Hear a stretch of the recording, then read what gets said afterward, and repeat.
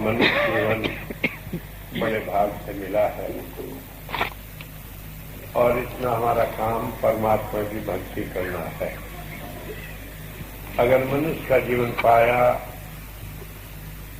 और परमात्मा की भक्ति नहीं की तो सारा जीवन बेकार चला गया, इसका कोई लाभ नहीं। बाइबल में कहा है, what does it profit a man if he gains the possessions of the whole world and loses his own self। कैसे आदमी का जीवन भी क्या जीवन है जिसने सारी दुनिया की नियामतें तो प्राप्त कर ली लेकिन अपने आप को जाना नहीं। उसने अपना सारा जीवन ही बर्बाद कर दिया। और इसी के लिए हमारे हिंदू धर्म में कहा है, अरब खरब द्रव्य उदय श्लोराज, बिन भक्ति भगवान के सभी नरक के साथ। अरबों रुपया हो जाए, लाख 10 लाख 20 लाख करोड़ की बात नहीं, अरबों रुपया हो जाए और सारी दुनिया का राज हमारा हो जाए, लेकिन अगर हमने परमात्मा की भक्ति नहीं की तो नरकों में जाना पड़ेगा, उससे छुड़ाने वाला कोई नहीं। तो बात ये समझ लेने की है कि अगर हमने प्रभु प्राप्ति नहीं की और हमने अपने मुक्ति का साधन नहीं किया तो जन्म मरण में आते रहेंगे, इससे कोई छुड़ाने वाला नहीं।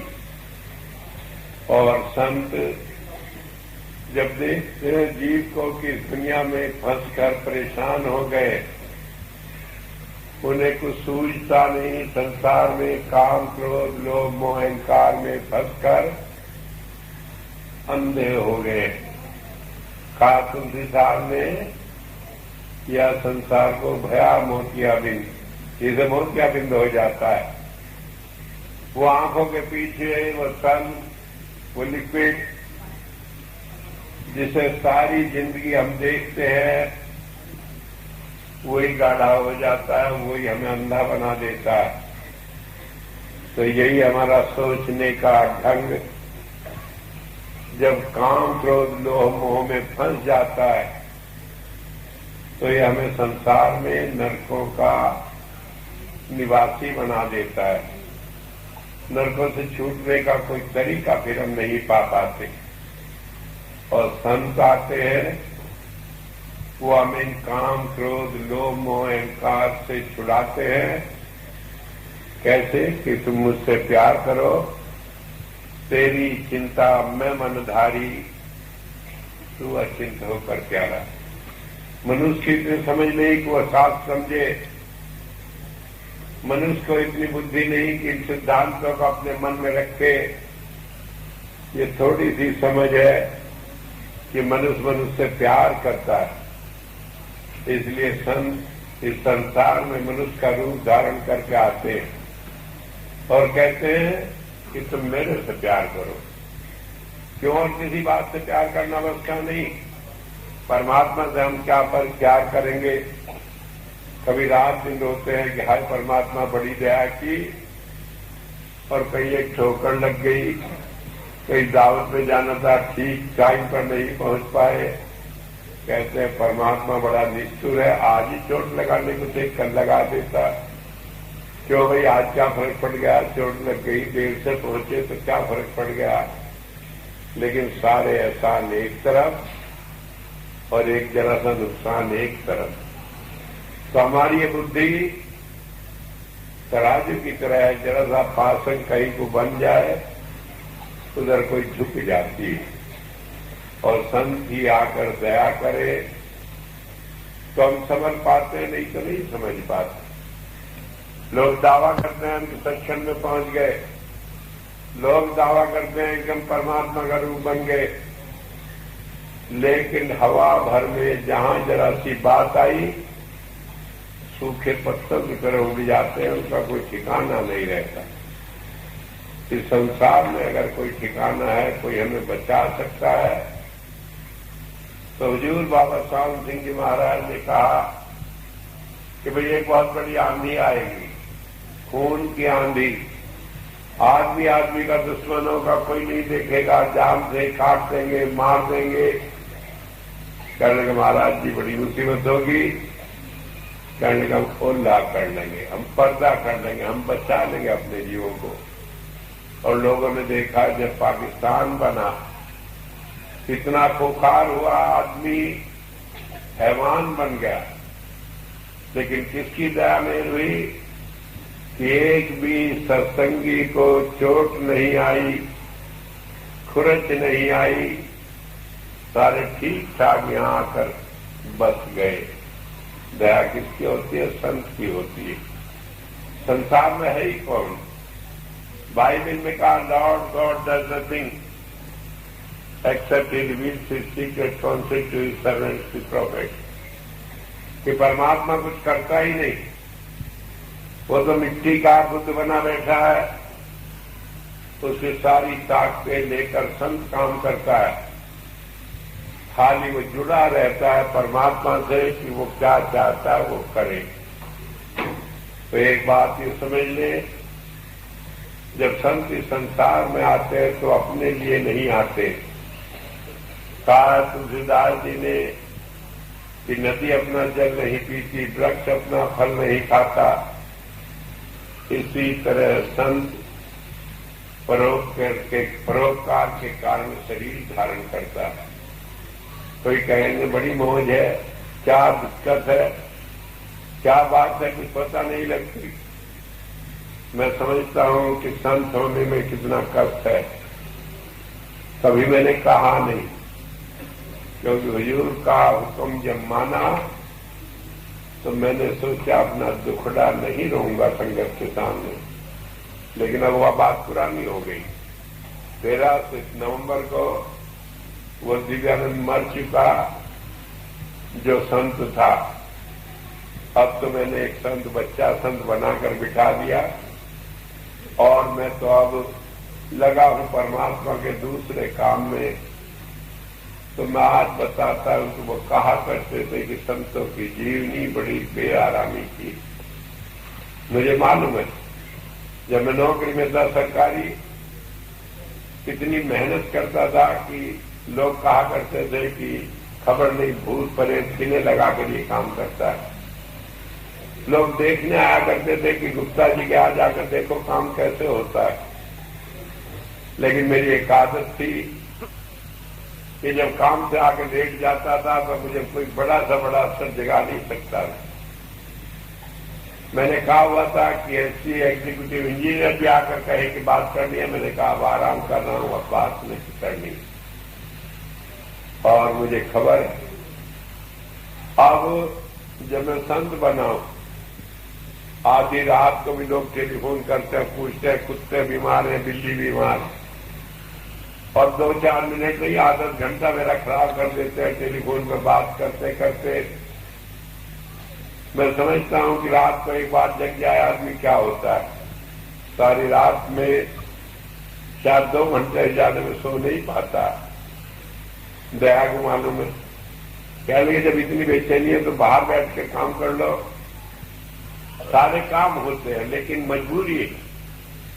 कारण ये है कि संत यहां खर्राटे मारकर सोने के लिए नहीं आए, उन्हें थोड़ा सा निभाना पड़ता है दुनिया का लोकलाज।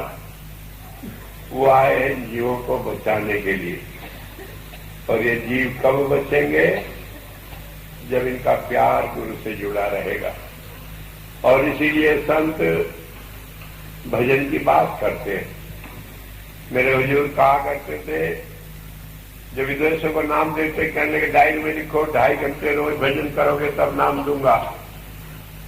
मेरे से लोगों ने पूछा, मैंने कहा कृपाल सिंह का जमाना था, अब तो मैं बेफजूल खर्च करने वाला आ गया हूं, अब तो मैं 2.5 घंटे भजन करने की जरूरत नहीं। थोड़ा कर लो, थोड़ा अनुभव हो जाए, बाकी सेवा और प्यार से ही सारा काम कर लिया जाएगा। लोग कहते हैं नया तरीका, मैंने कहा नया नहीं, भजन क्यों करो। इतनी दौलत कमा कर रख दी संत कृपाल सिंह जी महाराज ने, और इतनी उसमें मैंने जोड़ दी कि सारे आदमी उस दौलत का फायदा उठाते रहे, कभी कम नहीं पड़ेगी। क्यों करे आप भजन, क्यों करे आप कमाई, जब आपके बाप दादाओं ने इतना कमा कर रख दिया कि दोनों हाथ लुटाओगे तब भी कम नहीं पड़ेगा। लेकिन उसका हकदार बनो। कैसे बनोगे? कहना मानकर।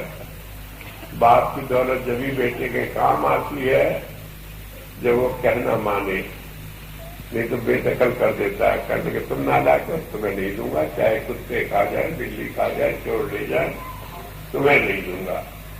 हालांकि मैं ऐसा नहीं करूंगा, लेकिन फिर भी कहना मानेंगे तो थोड़ा सा आपको भी सुख होगा, मुझे भी सुख होगा। और वो कहना क्या मानना है कि हम अपने आप को सेवा में लगाए रखें। क्यों सेवा में लगाए रखें?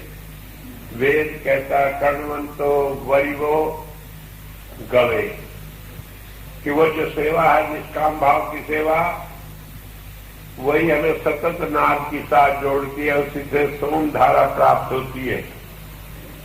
आप फावड़ा चलाकर देखें गुरु के नाम पर, आप झाड़ू लगाकर देखें गुरु के नाम पर, आप कहीं जाकर संडास साफ करके देखें गुरु के नाम पर, तो पता लगेगा कि कितनी बड़ी सेवा का महत्व है। मुझे याद है 1976 में जब रामलीला ग्राउंड में हमने सत्संग किया तो वहां पर पूरा स्वाग लेकिन जाता था। सोचते थे घर में न जाओ, यहाँ किराया देना पड़ेगा, बेहतर तो सफाई का वही जाते होंगे। जब हमने वहां सत्संग करने की सोची फरवरी का, तो जाकर जगह तो देखी, लेकिन बदबू के कारण खड़ा नहीं हुआ गया। लाला रामचंद्र कहने लगे जगह तो अच्छी है, बदबू बहुत है। मैंने कहा साफ कर लेंगे। उनके जानने वाले थे, मेयर थे, उन्हें बुलाया, तो कहने लगे मैं मेहतर भेजता हूं, साफ कर देंगे। मेहतर आए 5-7, बदबू के मारे छोड़कर चले गए कि नौकरी छोड़कर चले जाएंगे, लेकिन इस गंदगी में हम पर रहा नहीं जाएगा। उन दिनों बहुत सेवादार नहीं थे, थोड़े से थे। मैंने कहा कि लड़कियां दी, मैंने कहा उसे सफाई करें, कल काम तैयार है। हाथा नहीं, ठोकना नहीं, हाथों से गंदगी उठाकर एक तरफ रखकर सुबह 10 बजे लगे 2 बजे तक साफ करके पानी छिड़क कर चूना उस पर छिड़क दिया। मेयर आया, आकर दंग रह गया। कहने लगी मेरे भंगी, जिन्हें सफाई के लिए नौकरी मिलती है वो नहीं करे, पढ़ी लिखी लड़कियों ने कर दिया। तो एक लड़की से पूछा, कहने की बेटी तुमने ये काम इतना गंदा क्यों किया? कहने के स्वामी जी की दया है, हो सकता है किसी जन्म में मेहतर बनना पड़ता, वो इतनी सेवा करके कटवा लिया। तो सेवा का महत्व इतना बड़ा है जिसका कोई अंदाजा नहीं। मैं आपको एक बात बताता हूं, एक बार भजन करने वाला डूब सकता है, सेवा करने वाला डूब ही नहीं सकता। वो हमेशा मोक्ष मिलेगी, उसे कोई फर्क नहीं आता, क्योंकि भजन से अहंकार आ जाता है और सेवा से अहंकार टूट जाता है। अगर कहीं थोड़ा बहुत हो तो वो भी निकल जाता है। तो इसलिए मैं बता रहा हूं, वेद ने जो कहा वो अटल सत्य है। क्या है कि हम सेवा करें, सेवा हमें अंतर में सतत नाद के साथ जोड़ देगी, जो हमारे मोक्ष का कारण है। कई आदमी कहते हैं कि हमें तो अभी कुछ होता ही नहीं, हमें मोक्ष कैसे मिलेगा? मैं कहता हूं तुम अंधेरे नहीं जाओगे, तुम बहरे नहीं जाओगे, तुम सुनोगे सारी दुनिया देखेगी। और वह समय आ गया कि हम थोड़ी सी सेवा करके गुरु का कहना मान ले। एक बात बताऊं, सेवा भी हम नहीं कर सकते, लेकिन बहाना आप आवाज दिए पर आकर खड़े हो जाते हैं, मुझे वही सेवा कबूल है। मैं नहीं कहता कि तुम 2.5 घंटे करो, मैं नहीं कहता तुम 10वां हिस्सा निकालो। अरे तुम 1 रुपया आकर भी जब डाल देते हो मेरे पास, वो हजारों रुपये से ज्यादा है। मैं कभी नहीं हिसाब लगाऊंगा कि तुमने 10% निकाला कि नहीं निकाला। हो सकता है संत महात्माओं ने दे दिया हो कि 10वां हिस्सा निकालो तो काम चलेगा। दिव्यानंद तो 0 से भी खुश हो सकता है अगर आपने अपने मन से उसे रुपया समझकर दे दिया। तो इसलिए आप ध्यान रखो, सेवा ही कलयुग में भजन के बाद दूसरा मुक्ति का साधन। सरल है, नकद सौदा और इससे पीछे हटना नहीं। कहा है वेद में सुष्ठितम कि वह हमें भक्ति कराता है। कैसे कहा था? अभी अर्शंती, कि हमारे अंदर प्रत्यक्ष सारे दोषों को मिटाकर जब आप सेवा करते, जब आप किसी गरीब की मदद करते और निस्वार्थ भाव से करते हैं, तो परमात्मा सारी बरकतें आप पर फैला देता है, दे देता है। आप एक मांगते हैं वो 1000। मैंने कई बार सुनाया, एक आदमी था, गरीब था, दुखी था, कोई पूछने वाला नहीं। एक दिन नारद जी से कहने लगा, मेरे भाग में भी कुछ है, आपका विष्णु के यहाँ आना जाना है, भगवान विष्णु से पूछना मेरे भाग में कुछ है। उसने बता दिया कि हाँ मैं पूछ आया पिछली दफे, और उसने बताया तुम्हारे भाग में एक चट्टू और 80 रुपये है। चट्टू घोड़े से भी जरा नीचे का, जो गधे घोड़े के बीच में होता है वो चट्टू, कहने के एक वो है और एक 80 रुपया है। तो उस आदमी ने कहा कि जाकर कह दो मेरा तो खरीद दे दे परमात्मा, मुझे फिर नहीं चाहिए। अगले दिन गया घूमने, एक बोतली में पड़े हुए 80 रुपये मिल गए। उसने समझा ये 80 है, भगवान ने मेरे भेजे। एक चट्टू मिल गया, बांध लाया, उसे बेच दिया, 60 का वो भी बिक गया। 140 रुपये लिए खूब बढ़िया लंगर भंडारा किया, सब कुछ खिला दिया।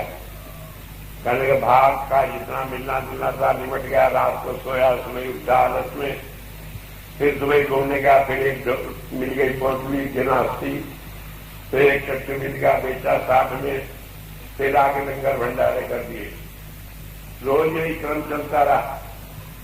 नारद जी ने आगे पूछा कि भाई कई दिन से चल रहा है? कहीं यहाँ रोज ही चल रहा है। नारद जी जाके भगवान से पूछा कहीं गलती, कैलकुलेशन में गलती हो गई क्या? एक दफे मिलना था कि रोज मिलना था? कहेंगे नहीं, मिलना तो एक दफे था, फिर रोज को मिला 80 रुपये चट्टू। कहने लगे मैं उसे देता हूँ, वो मेरे नाम पर दे देता है सारा। अब जब उसने रखा ही नहीं, मुझे तो देना ही है तुरंत उसे। कहने वो खा लेता है कि तो प्रसाद है, उसमें से उसकी गिनती नहीं होती।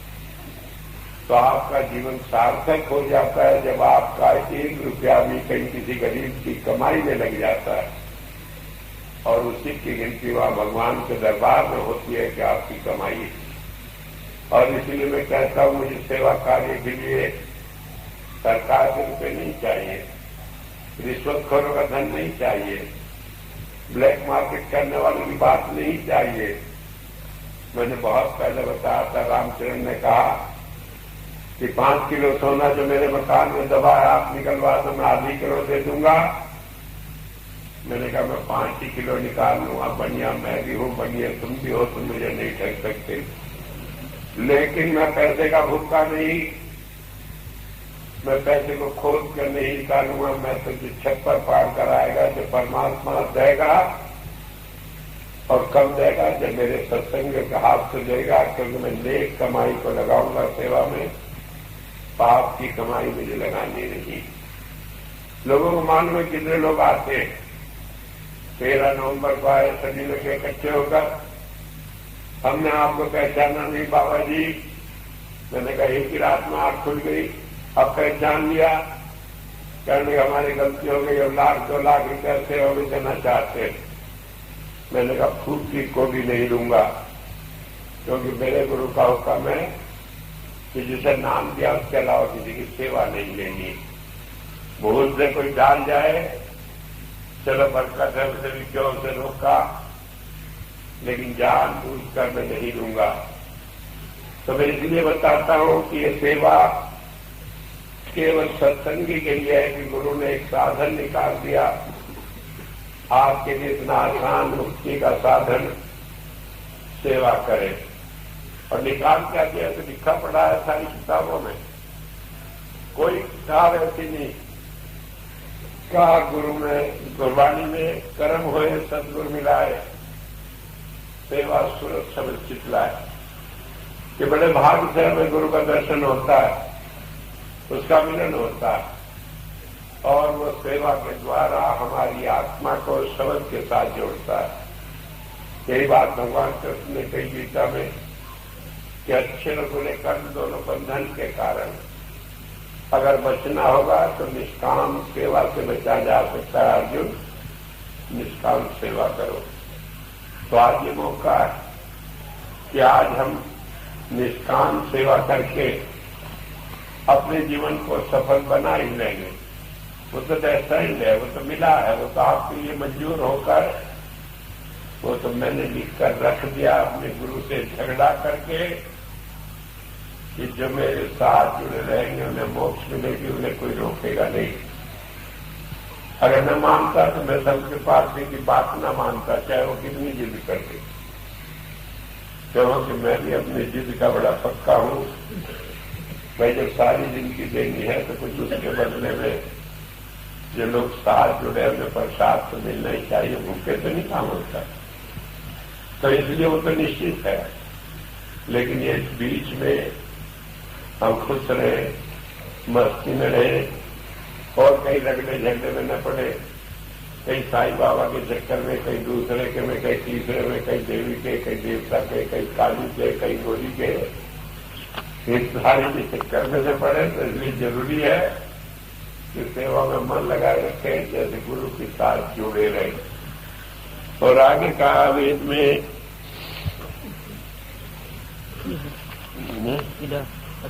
ईड़ा सभ्यम संयतम, ईड़ा वो हमसे भक्ति करा, ईड़ा करके भक्ति करने को, असभ्य माना हमें, और ऐसे कि वो नियंत्रण करके नाद के द्वारा पकड़ कर हमारी बुद्धि कहीं उल्टी तरफ में चली जाए, क्योंकि बुद्धि बड़ी खराब होती है, कुछ खबर नहीं क्या होती है। एक बार मुझे याद है मैं जर्मनी में था, तो मैंने कहा तो एक आदमी खड़ा होकर कहने का आप परमात्मा है? मैंने कहा नहीं। कहने नहीं, संत तो परमात्मा होते हैं, इसका मतलब आप संत नहीं। मैंने कहा संत तो हूं। कि कहीं आप परमात्मा मगर नहीं कहता, कहने का नहीं कहता तो आप संत नहीं। मैंने कह दिया अच्छा मैं परमात्मा हूं। फिर कहने का दूसरा संत तो अपने को कभी परमात्मा कहते नहीं। मैंने कहा तो बुद्धि का पहलवान बनता है मूर्ख। अरे जब तेरा नहीं मन माना मैं कह दिया, और जब मैंने कह दिया मैं परमात्मा हूं, मेरा कोई क्या बिगाड़ लेगा? परमात्मा को जाके कह दे कि तेरा कंप्यूटर पैदा हो गया, देखे वो क्या कर देगा।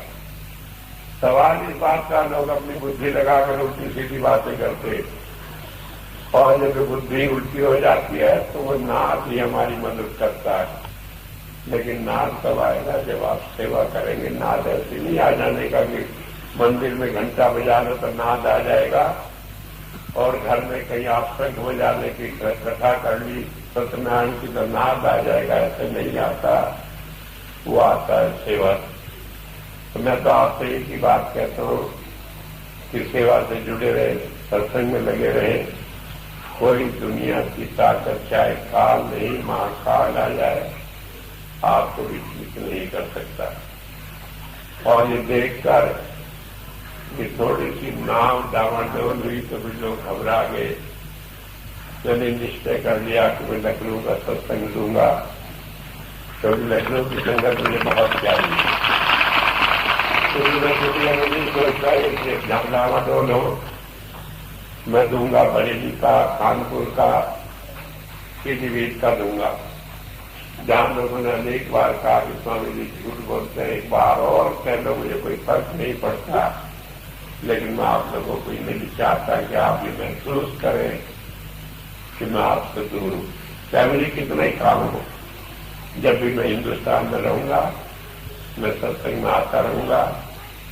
और मैं किए गए सत्संग आश्रम में? हाँ, आश्रम होगा, इतना टाइम नहीं तो मैं जगह दे सकूं, तो एक दूसरे इतवार का सत्संग मैं दूंगा, यहाँ आश्रम में हुआ करेगा। इसके अलावा सेवा कार्य चलेगा, जो हमने निश्चय किया है उसकी सूचना आपको मिलेगी। एक बात मैं बता दूं, अभी हम यहाँ पर रखने जा रहे हैं कुछ सेवादार को जो परमानेंट रहना चाहे, तो जो आप परमानेंट रहना चाहे, सेवा करना चाहे, वो अपने नाम लिखा देंगे, यहाँ पर हम व्यवस्था करते हुए रहेंगे, सेवा कार्य आगे चलेगा। और जो लोग सेवा कार्य में वैसे भी भाग लेना चाहें तो हमें नाम दिखाते रहेंगे, काम हम बताते रहेंगे, चलता रहेगा। और सब भाई आराम से, आज समय अधिक हो गया क्योंकि और दुनिया भर का काम था,